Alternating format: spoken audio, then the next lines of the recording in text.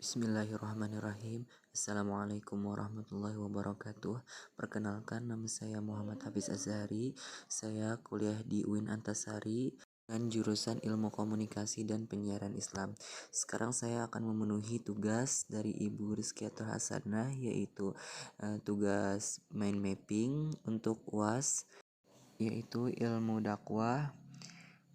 Saya akan memaparkan beberapa materi dari yang telah saya pelajari sebelumnya, dan inilah saya persembahkan. Materi pertama yaitu landasan ontologis, epistemologis, dan aksiologis dakwah. Yang pertama yaitu landasan ontologis dakwah. Secara bahasa dibagi menjadi dua, yaitu ontos yang berarti sesuatu yang berwujud dan logis berarti ilmu atau teori. Menurut istilah, ada ilmu atau teori tentang wujud hakikat yang ada, yang merupakan kenyataan terakhir baik yang berbentuk jasmani maupun rohani. Sutriono dan Hanafi mengungkapkan bahwa ontologis merupakan asas dalam menerapkan batas atau ruang lingkup wujud yang menjadi objek penelaahan atau objek ontologis atau objek formal dari pengetahuan. Secara penafsiran tentang hakikat realita atau metafisika dari objek tersebut, dan dapat menjadi landasan dari ilmu yang menanyakan terkait apa yang ditelaah dalam suatu pengetahuan serta berhubungan terhadap alam kenyataan dan keberadaan. Logis dalam ilmu dakwah berhubungan dengan apa yang menjadi objek kajian ilmu dakwah. Objek pada ilmu dakwah terbagi menjadi dua, yaitu 1.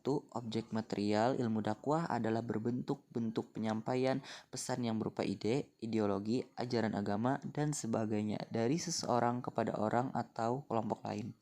2. Objek formal ilmu dakwah ini sangat berhubungan dengan persoalan mengenai materi dakwah, bentuk-bentuk sasaran dakwah, cara atau metode penyampaian, efek penyampaian ajaran Islam tersebut pada sikap dan tingkah laku individu atau masyarakat yang menerima dakwah. Dan demikian, maka yang menjadi objek telaahan ilmu dakwah adalah manusia dengan segala sikap tingkah laku yang berkaitan dengan aktivitas dakwah. Bagian kedua yaitu landasan epistemologis dakwah.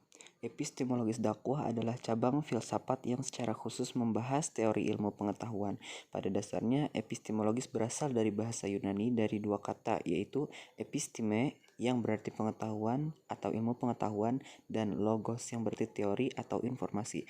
Dengan demikian dapat kita katakan pengetahuan tentang pengetahuan atau teori pengetahuan. Sebelum membahas pengertian lebih mendalam mengenai epistemologi dakwah, lebih dahulu akan diuraikan pengertian ilmu dakwah dari Dr. Jalaluddin Rahmat. Memberi batasan ilmu dakwah adalah ilmu yang mempelajari penerimaan, pengelolaan, dan penyampaian ajaran Islam untuk mengubah perilaku individu, kelompok, dan masyarakat sesuai dengan ajaran Islam. Kan menurut Amrullah Ahmad mengungkapkan bahwa ilmu dakwah merupakan kumpulan pengetahuan yang berasal dari Allah yang dikembangkan umat Islam dalam susunan yang sistematis dan terorganisir mengenai manhaj melaksanakan kewajiban dakwah dengan tujuan berikhtiar menuju khairu ummah. Mendapatkan suatu rumusan yang tepat tentang epistemologi dakwah, paling tidak ada dua macam pendekatan pembahasan filsafat dakwah. Dengan istilah filsafat dakwah terdapat dua kemungkinan pemahaman, yaitu 1. Filsafat dakwah dalam arti filsafat tentang dakwah atau philosophy of preaching.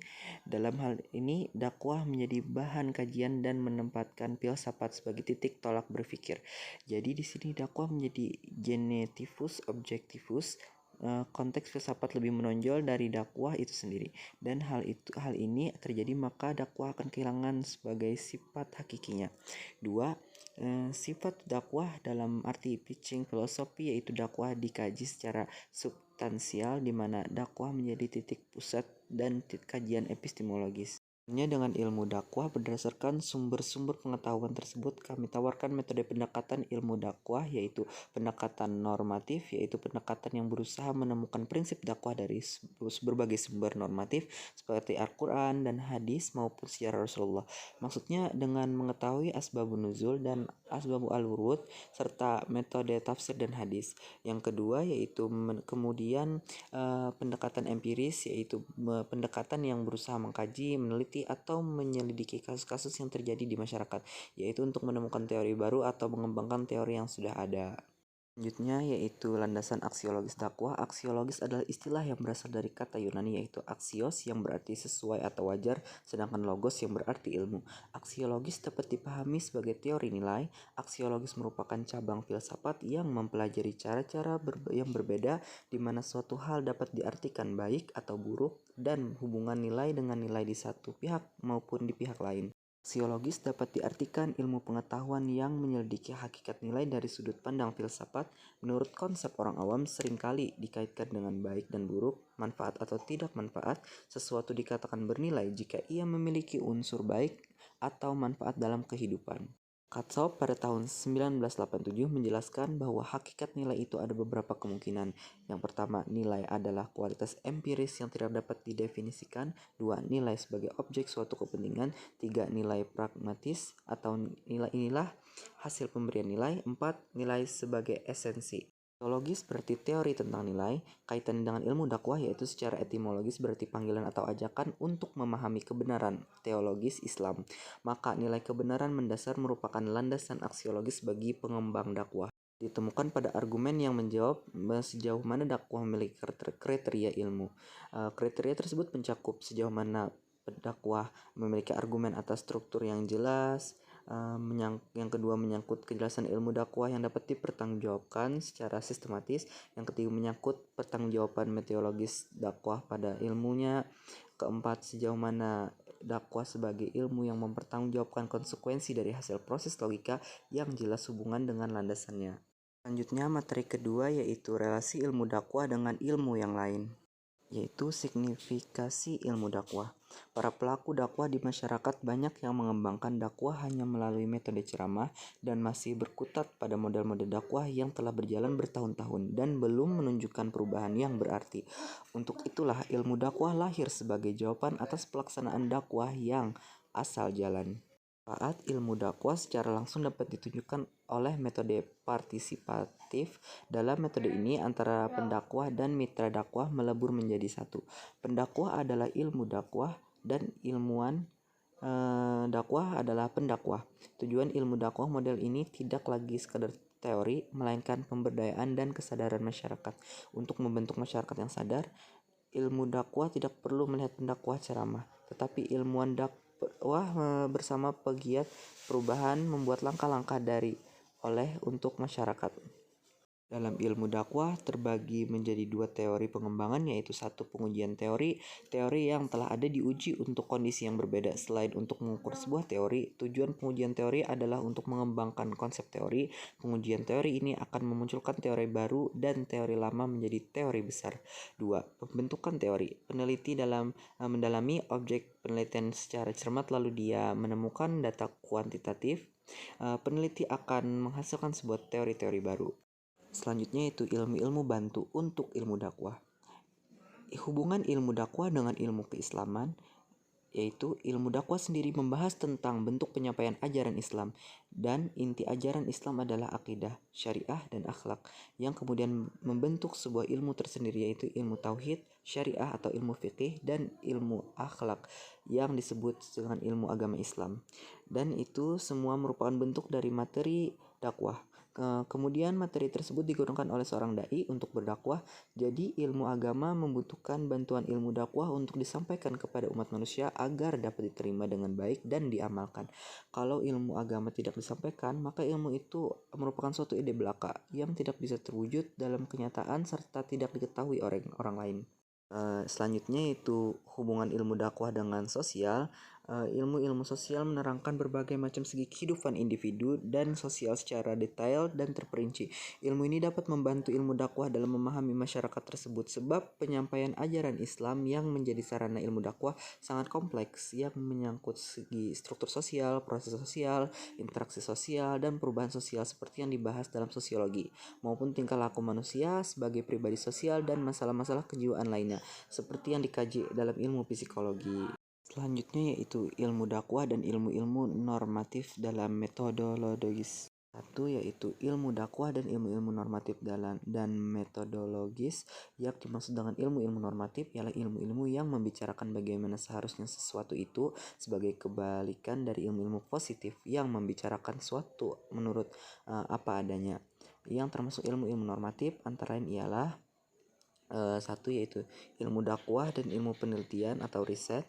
Ilmu dakwah sangat memerlukan bantuan ilmu penelitian atau metode riset baik untuk merumuskan dakwah sebagai ilmu maupun pengembangannya lebih lanjut sebagaimana telah diuraikan lebih detail pada pembahasan sebelumnya. Selanjutnya yaitu ilmu dakwah dan ilmu logika. Logika adalah ilmu yang mempelajari cara-cara berpikir dengan benar seperti dikatakan Irving M. Cobb. Pokok studi logika adalah bahasan mengenai metode dan prinsip-prinsip yang dipakai untuk membedakan cara berpikir yang benar dan tidak benar. Bagi ilmu dakwah, ilmu logika ini dipakai untuk memahami secara benar objek kajian serta untuk menguji kebenaran ilmiahnya. Sedangkan untuk dakwah atau penyampaian ajaran Islam itu sendiri, ilmu logika ini sangat membantu seorang dai sehingga ia dapat menuturkan dakwahnya secara logis. Selanjutnya yaitu ilmu dakwah dan bimbingan penyuluhan. Ilmu dakwah dan ilmu ini sangat membutuhkan satu sama lain. Ilmu dakwah dapat memakai metode-metode yang ada dalam bimbingan dan penyuluhan, sedangkan bimbingan dan penyuluhan sebagai approach atau pendekatan. Selanjutnya yaitu ilmu dakwah dan ilmu retorika. Retorika merupakan suatu tutur yang sesuai dan memberikan informasi rasional kepada pihak lain. Menurut Brian, fungsi retorika adalah memberikan bimbingan pada penutur terang tahap kegiatan bertutur lain, mempersiapkan, menata, dan menyampaikan tutur yang harus dikerjakan dengan sungguh-sungguh. Selanjutnya, ilmu dakwah dan ilmu publistik atau komunikasi. Jika dilihat dari objeknya, dakwah memiliki hubungan dengan komunikasi dan ilmu-ilmu sosial. Yang dimaksud dengan hubungan komunikasi dan dakwah di sini adalah hubungan komunikasi sebagai disiplin ilmu dengan dakwah sebagai kegiatan amar ma'ruf dan nahi mungkar, berpesan berupa nasihat serta sebagai proses penyampaian pesan risalah Islamiyah. Ilmu komunikasi dewasa ini telah berkembang dengan pesat. Berbagai studi yang dilakukan yang berkenaan dengan tingkah laku manusia sebagai pelaku komunikasi, media sosial yang dipakai, serta kecenderungan dan ide-ide yang berkembang, serta berbagai aspek lain yang erat hubungannya dengan proses penyampaian pesan dan kekuatan pengaruh pesan tersebut dalam diri peserta komunikasi. Materi yang ketiga yaitu paradigma ilmu dakwah. Itu teori sistem dakwah. Secara pengertiannya, menurut Dr. Iskandar Wiryokusumo memberikan definisi sebagai suatu organisasi dari kumpulan komponen yang berhubungan satu sama lain. Jadi, untuk teori sistem dakwah ialah suatu komponen-komponen yang berhubungan dengan tujuan terbentuknya suatu keinginan keberlangsungannya dakwah tersebut. Kemudian dengan berpendapat Amrullah Ahmad dalam bukunya Dakwah Islam dan Perubahan Sosial menjelaskan dakwah Islam sebagai suatu sistem memiliki 5 komponen dasar. Adapun penjelasannya sebagai berikut: 1 komponen input atau masukan, 2 komponen konversi, 3 komponen output, 4 komponen feedback atau umpan balik, 5 komponen lingkungan. Dan tersebut ialah dai sebagai subjek dakwah. Subjek dakwah adalah pelaku kegiatan dakwah atau dengan kata lain orang yang melakukan dakwah yang merubah situasi sesuai dengan ketentuan Allah. Dakwah ini dapat dilakukan secara lembaga, organisasi, yayasan dan sebagainya, dan orang menyebutnya mubalik atau dai. Selanjutnya yaitu objek dakwah atau mad'u. Secara etimologi, kata mad'u berasal dari bahasa Arab yang diambil dari isim maf'ul yang menunjukkan objek dan atau sasaran. Menurut terminologi, mad'u adalah orang atau kelompok yang lazim disebut dengan jamaah yang sedang menuntut ajaran agama dari seseorang dai. Baik mad'u itu orang dekat atau jauh, muslim atau non-muslim, laki-laki atau perempuan, seorang dai akan menjadikan mad'u sebagai objek-objek bagi transformasi keilmuan yang dimilikinya. Maddah atau materi dakwah. Maddah dakwah ini isi pesan atau materi yang disampaikan dai kepada mad'u. Selanjutnya yaitu teori proses dakwah. Ada beberapa tahapan dakwah Rasulullah dan para sahabatnya yang dapat dibagi menjadi beberapa tahapan. Yang pertama, tahap pembentukan atau takwin. Yang kedua, tahap penataan atau tadhim. Pada setiap tahap memiliki karakteristik kegiatan, tantangan khusus pada model pemetaan yang relevan dengan masalah yang dihadapi. Dalam tahapan ini dapat dinyatakan ada beberapa model dakwah sebagai proses perwujudan realisasi Islam umatan khairan. Pertama yaitu model dakwah tahap pembentukan atau takwin. Pada tahap ini kegiatan utamanya adalah dakwah bilisan atau tabligh sebagai ikhtiar sosialisasi ajaran tauhid kepada masyarakat Mekah. Interaksi Rasulullah pada para mad'u mengalami eksistensi secara bertahap. Sekeluarga terdekat, dan kemudian kepada kaum musyrikin. Caranya sebagai supaya terjadi internalisasi Islam dalam kepribadian mad'u, kemudian apa yang sudah diterima dan dicerna dapat diekspresikan dalam gairah dan sikap membela keimanan atau akidah dari tekanan struktural al-mala dan al-mutrafin Quraisy al-Makkah. Selanjutnya B. Tahap penataan dakwah atau tanzim. Tanzim merupakan hasil internalisasi dan eksternalisasi Islam dalam bentuk institusional Islam secara komprehensif dalam realitas sosial. Tahap ini diawali dengan hijrah Nabi Muhammad SAW. Hijrah dilaksanakan setelah Nabi Muhammad memahami karakteristik sosial Madinah, baik melalui informasi yang diterima dari para mushab, Umair, maupun interaksi Nabi Muhammad dengan para jemaah haji peserta Baitul Aqabah. Dari segi strategi dakwah, hijrah dilakukan ketika tekanan kultural, struktural, dan militer sudah sedemikian mencekam sehingga jika tidak dilaksanakan hijrah, dakwah dapat mengalami involusi kelembagaan atau menjadi rapuh. Dari selanjutnya yaitu materi keempat, macam, model, pendekatan, media, dan metode dakwah. Macam-macam dakwah. 1. Dakwah fardiyal merupakan metode dakwah yang dilakukan seseorang kepada individu lain, satu orang, atau kepada banyak orang dalam jumlah yang kecil dan terbatas. Biasanya dakwah fardiyal berlangsung tanpa adanya kesiapan dan tersusun secara tertib. Yang kedua yaitu dakwah ammah. Dakwah ammah adalah jenis dakwah yang dilaksanakan seseorang dengan media lisan yang diarahkan kepada banyak orang dan tujuan memberi pengaruh kepada orang lain. Yang selanjutnya yaitu dakwah bil lisan. Dakwah bil lisan adalah dakwah yang secara langsung disampaikan dalam wujud lisan sehingga ada interaksi yang terjalin antara pemberi dakwah dan orang yang mendengarkan dakwah tersebut. Selanjutnya yaitu dakwah bil hal. Dakwah bil hal merupakan dakwah yang mengutamakan perbuatan yang nyata. Dakwah jenis ini dilaksanakan dengan maksud tidak cuma membuat pendengar memahami arti yang disampaikan dari dakwah tersebut, tapi juga mengaplikasikan berbagai perbuatan yang dicontohkan tersebut dalam kehidupan sehari-hari. Dan orang yang mendengarkan dakwah tidak cukup memaknai sebuah kebaikan dan keburukan, tetapi juga mampu melaksanakan nilai-nilai kebaikan tersebut dan menjauhkan nilai-nilai keburukan dalam kehidupannya sehari-hari. Dakwah bitadwin memasuki zaman global seperti sekarang ini, pola dakwah bitadwin merupakan dakwah melalui tulisan, baik dengan menerbitkan kitab-kitab, buku, majalah, internet, koran, dan tulisan-tulisan yang mengandung pesan dakwah sangat penting dan efektif.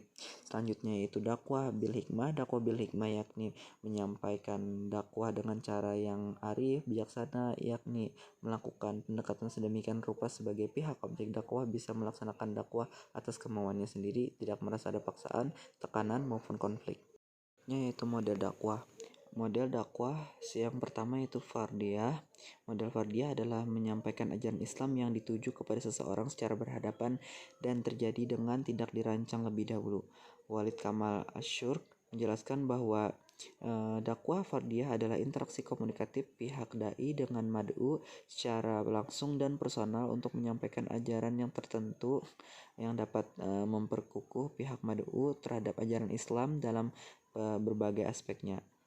Kedua, model fi'ah atau kelompok. Secara istilah, dakwah fi'ah yang baru muncul dalam pengembangan ilmu dakwah adalah proses dakwah yang ditunjukkan pada mad'u kelompok kecil atau besar seperti suatu pertemuan dalam majelis tertentu. Metode atau tujuan dakwah ditentukan berdasarkan pertimbangan bentuk pelaksanaan kegiatan tersebut. Ketiga, model dakwah pendidikan atau tarbawiyah.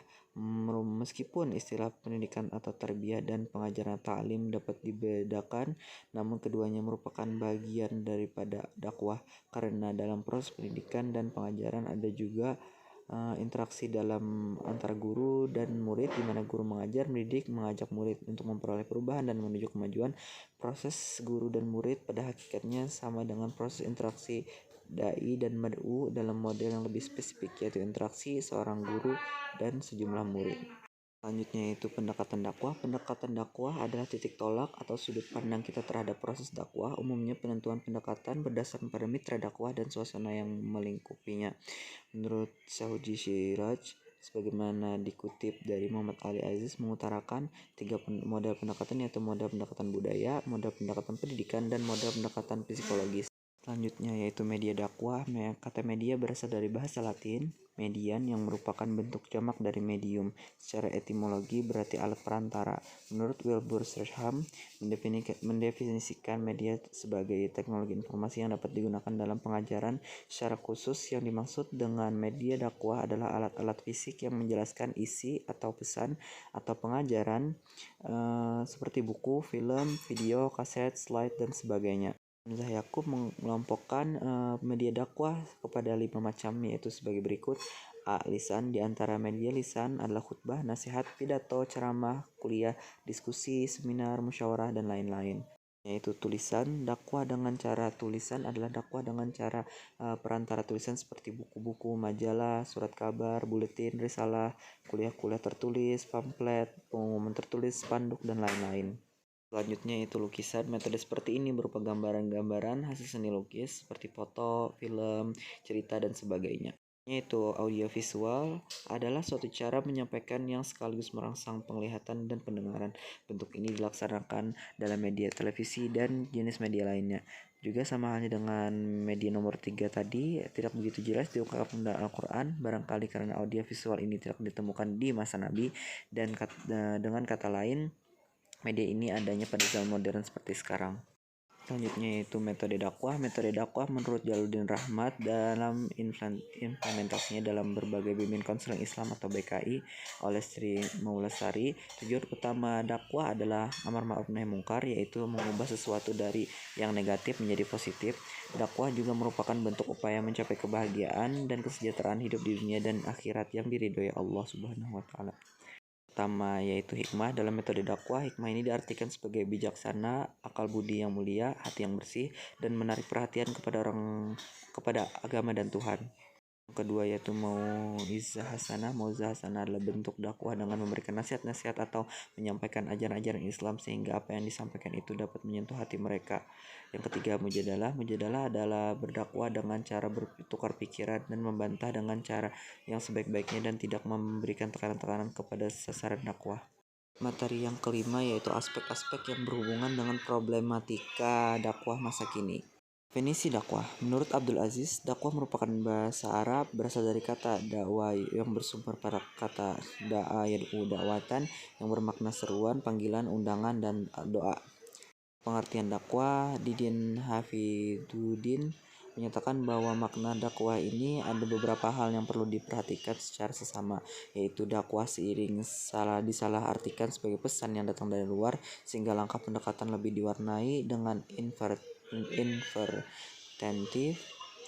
dan para dai lebih mendudukkan diri sebagai orang asing, tidak terkait dengan apa yang dirasakan dan dibutuhkan oleh masyarakat. 2. Dakwah sering diartikan sebagai sekedar ceramah atau arti sempit sehingga orientasi dakwah sering pada hal-hal yang bersifat rohani saja. Sumber daya pendakwah atau dai. Dai sering disebut sebagai pendakwah merupakan orang yang melakukan dakwah dalam ilmu komunikasi. Pendakwah adalah komunikator atau sebagai orang yang menyampaikan pesan komunikasi atau message kepada orang lain. Yaitu definisi mitra dakwah atau mad'u. Mad'u adalah manusia yang menjadi sasaran dakwah atau manusia penerima dakwah baik sebagai individu maupun sebagai kelompok. Manusia yang beragama Islam maupun tidak. Kepada manusia yang belum beragama Islam, dakwah bertujuan untuk mengajak mereka untuk mengikuti agama Islam. Sedangkan kepada orang-orang yang telah beragama Islam, dakwah bertujuan meningkatkan kualitas iman, Islam, dan ihsan. Selanjutnya materi dakwah atau maddah. Maddah dakwah ini adalah isi pesan materi yang disampaikan dai kepada mad'u. Dalam hal ini sudah jelas bahwa yang menjadi maddah dakwah adalah ajaran Islam itu sendiri. Definisi problematika. Problematika berasal dari kata Inggris yaitu problematic yang berarti masalah persoalan. Adapun masalah itu sendiri adalah suatu kendala atau persoalan yang harus dipecahkan. Dengan kata lain, masalah merupakan kesenjangan antara kenyataan dengan suatu yang diharapkan dengan baik agar tercapai hasil yang maksimal. Yaitu definisi masyarakat modern. Secara etimologi, istilah masyarakat merupakan terjemahan dari kata society dalam bahasa Inggris. Secara istilah society berasal dari kata societies atau bahasa Latin yang berarti kawan, sedangkan secara terminologi para ahli mendefinisikan masyarakat sebagai individu yang memiliki perasaan serta sistem atau aturan yang sama dan terjadi interaksi antara sesama karena kesamaan tersebut untuk kebajikan masyarakat itu sendiri dan warga masyarakat. Aspek yang menyebabkan dan problematika dakwah untuk masyarakat masa kini di era globalisasi ini informasi berubah masyarakat lebih cepat jika dibandingkan dengan pemecahan dakwah. Kondisi sekarang ini tengah disibukkan oleh kebutuhan yang semakin kompetitif, bersaing dengan aneka ragam tantangan, bahkan berkorban serta jiwa dan raganya, termasuk di dalamnya adalah perkembangan ilmu pengetahuan teknologi yang telah membawa perubahan manusia untuk mengikuti kepentingan dirinya sendiri tanpa menghiraukan kepentingan orang lain. Bahkan tidak mustahil sering menimbulkan benturan antar sesama manusia. Selanjutnya materi ke-6 yaitu faktor hidayah dalam dakwah, yaitu arti hidayah dan macam-macamnya. Kata hidayah berasal dari bahasa Arab, merupakan kata dari al-hadiyu, al-irsyad, dan al-tauji. Hidayah adalah masdar dari kata hadayahdi yang bermakna memberi tuntunan atau petunjuk dengan halus untuk mencapai tujuan. Hidayah terbagi menjadi 5 jenis, yaitu hidayah ilham atau petunjuk ilham. Hidayah ini merupakan fitrah yang Allah berikan kepada semua makhluk ciptaannya. Jenis hidayah ini terbentuk sejak kita dilahirkan ke bumi, yaitu hidayah hawasi atau petunjuk panca indera. Hidayah ini merupakan hidayah yang membuat makhluk Allah mampu merespon suatu peristiwa dengan respon yang sesuai, yaitu hidayah akli atau petunjuk akal. Hidayah ini merupakan hidayah yang diberikan oleh Allah kepada manusia, yaitu akal, karena dengan akal manusia membedakan yang baik dan yang buruk, tapi masih berpedoman pada wahyu, yaitu hidayah din atau petunjuk agama. Hidayah ini berupa wahyu yang diturunkan Allah kepada Rasulnya untuk disampaikan kepada umatnya atau kepada manusia seluruhnya untuk dijadikan sebagai pedoman hidup guna mencapai kebahagiaan hakiki di dunia dan di akhirat, yaitu hidayah taufik atau pertolongan. Hidayah ini merupakan hidayah yang membuat manusia hanya akan menjadi agama sebagai panduan hidup dalam menjalani kehidupannya. Hidayah taufik ibarat benih yang Allah berikan kepada hati kita yang tidak hanya bersih dari segala penyakit tetapi juga subur dengan tetesan robbani. Selanjutnya yaitu hidayah dalam berbagai kasus konversi agama. Konversi agama secara umum dapat diartikan berubah agama ataupun masuk agama. Konversi agama sebagai suatu macam pertumbuhan atau perkembangan spiritual yang mengandung perubahan arah yang cukup berarti dalam sikap terhadap ajaran dan tindakan agama. Selanjutnya yang C yaitu hidayah dan ikhtiar dakwah. Dakwah merupakan ikhtiar seseorang dai untuk memberikan pemahaman atau ajakan untuk mencapai suatu tujuan yang baik kepada mar'u. Di sini seorang dai diwajibkan dan diperintahkan terus menyampaikan seruan kebaikan kepada sesama manusia, berdakwah melalui lisan, tulisan, bilhal atau kuasaan dengan hati. Sedangkan hasilnya apakah orang tersebut akan berubah atau dan akan mendapatkan hidayah, semua itu diserahkan kepada Allah dan bertawakal hanya kepadanya. Selanjutnya materi yang ketujuh yaitu efek dakwah dan tahap-tahap perubahan perilaku. Pertama yaitu persuasi dakwah. Pengertian komunikasi persuasif adalah komunikasi yang dilakukan dengan tujuan mempengaruhi dan membujuk orang lain agar menuruti permintaan atau menyetujui suatu argumen tersebut. Dua, pengertian dakwah persuasif, usaha untuk mempengaruhi pendapat, pandangan, sikap, ataupun tingkah laku seseorang dapat ditempuh cara koersif, yaitu dengan cara paksaan bila perlu disertai dengan teror-teror yang dapat menekan batin dan menimbulkan ketakutan. Selain itu ada cara persuasif, yaitu dengan mempengaruhi jiwa seseorang sehingga dapat membangkitkan kesadarannya untuk menerima dan melakukan suatu tindakan. Yang ketiga metode persuasif yaitu doker,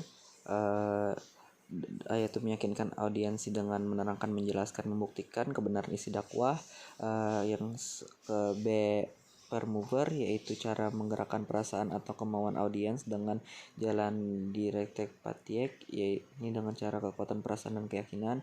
Yang C konsilier, yaitu cara menarik perhatian dengan isi ceramah, yaitu menunjukkan pentingnya masalah, menunjukkan bahwa pendengar mempunyai kepentingan langsung dengan masalah tersebut, menggunakan sopan santun ceramah, memperhatikan cara bicara dan lain-lain. Selanjutnya itu sugesti, yaitu menimbulkan keyakinan tanpa berpikir lebih lanjut. Prestis, yaitu suatu kekuatan dalam diri seorang yang menyebabkan orang lain secara segera membuka jiwanya untuk menerima dan mempercayai ucapannya. B yaitu tahap perubahan perilaku. Menurut Majdi Hilal dalam bukunya yaitu setiap perubahan perilaku melalui 3 tahapan besar, yaitu akal. Jika pemikiran manusia bersumber dari perasaan dan berpusat pada hati, maka yang menggerakkan perasaan itu adalah pikiran. Yang kedua, hati. Pemikiran menjadi pijakan dalam perbuatan namun tetap berlandaskan pada hati. Yang ketiga, hawa nafsu, rasa keinginan diri untuk melakukan sesuatu dengan disenangi diri. Yaitu C. Evaluasi efek dakwah. Dakwah adalah kegiatan untuk meningkatkan iman seseorang atau kelompok, sehingga ketika dakwah dilakukan oleh pendakwah dengan melakukan pendekatan, strategi, metode pesan, dan media yang digunakan, maka akan timbul beberapa respon dari orang penerima dakwah. Evaluasi dakwah ini seringkali diabaikan oleh kebanyakan pendakwah, baik perorangan maupun lembaga. Kebanyakan dari mereka setelah dakwah disampaikan maka selesailah dakwah tersebut, padahal evaluasi itu sangat penting untuk menentukan rencana dakwah yang akan dilakukan berikutnya. Sebab itu, setelah persuasi dakwah dilakukan, beberapa hal yang harus dievaluasi, yaitu penyajian pesan komunikasi adalah tahap pertama dalam proses persuasi. Yang kedua yaitu perhatian. Setelah dakwah sudah disampaikan kepada orang yang menerima dakwah, baik lewat pendengaran atau pembaca, tidak mungkin kita dapat mempengaruhi seseorang lewat kata yang diucapkan maupun tulisan jika orang tersebut tidak menaruh perhatian terhadap isi pesan yang kita sampaikan. Tiga, pemahaman. Setelah pendakwah mendapat perhatian dari orang yang menerima dakwah, maka apakah mereka dapat memahami apa yang disampaikan dengan baik? Apakah akan timbul masalah salah paham, salah tafsir, dan salah menjelaskan? Karena tidak mungkin kita mempengaruhi seseorang jika mereka tidak memahami maksud dan tujuan pendakwah. Yang keempat yaitu tunduk pada pesan pembicara. Sejumlah nama pendengar dan pembaca yang meyakini si pesan yang telah dipahami. Tunduk pada pesan pembicara tidak akan terjadi jika pendengar belum membaca isi dakwah yang dapat mereka pahami tersebut. Sekian paparan yang saya berikan. Saya ucapkan terima kasih kepada Ibu Rizkiatur Hasanah atas waktu dan kesempatan yang telah Ibu berikan kepada saya. Saya ucapkan Assalamualaikum warahmatullahi wabarakatuh.